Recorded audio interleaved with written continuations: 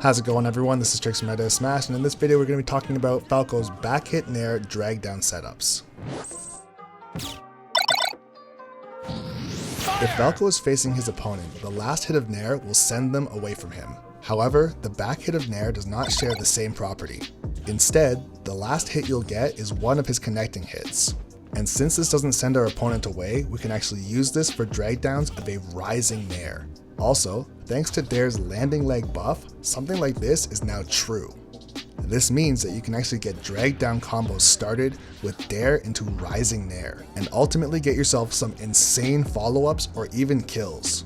You can even get back hit nair drag downs onto platforms. Substantially easier than if you tried to time your nair at the top of your jump and use the front hit. Also notice that the drag down itself is true. And depending on how good your timing is, something like this is almost entirely true. Although nair drag down into up tilt will never actually register as true, you will be able to land this very consistently. This is another variation of a setup that was sent to me by Tilde. Tilde is a top level Falco player, and if you don't know who he is, I highly suggest checking him out on Twitter. Also, thanks to this setup, Falco now has the ability to do vortexes just like Fox. If your opponent air dodges out, you can always up tilt and continuously reset it.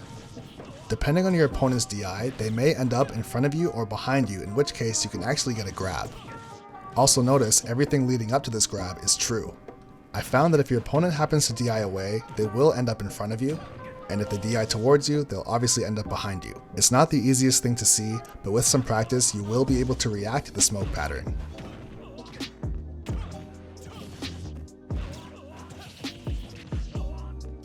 I did this next example starting at 4% to simulate as if you'd shot your opponent with one laser. And notice that there is no smoke coming from Terry. This means that he can't DI the down air, and when you push past him with the back hit of nair, he'll end up behind you. This allows for a lot more consistency and knowing where your opponent is going to go.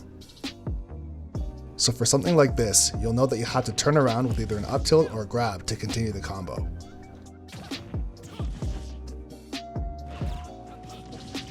And with really precise spacing, you can actually decide for yourself which side you want them to land on, since they have no influence.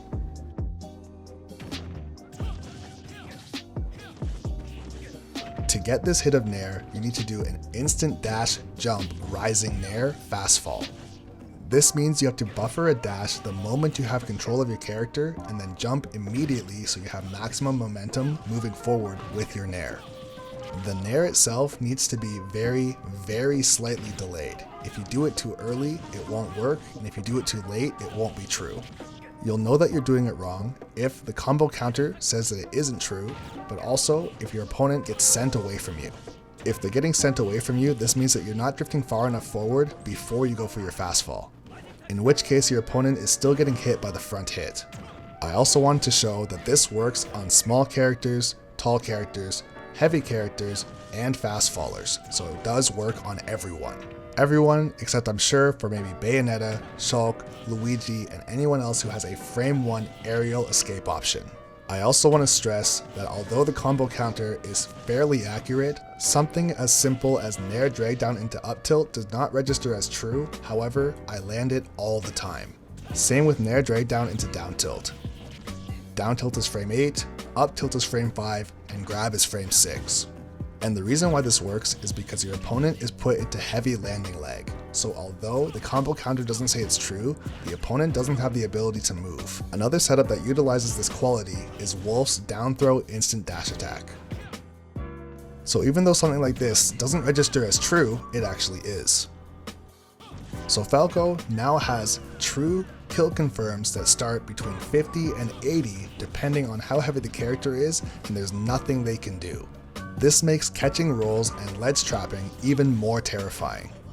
And lastly, because everybody's going to want to see this happen live, I wanted to end off with showing you guys some live examples of me landing this setup.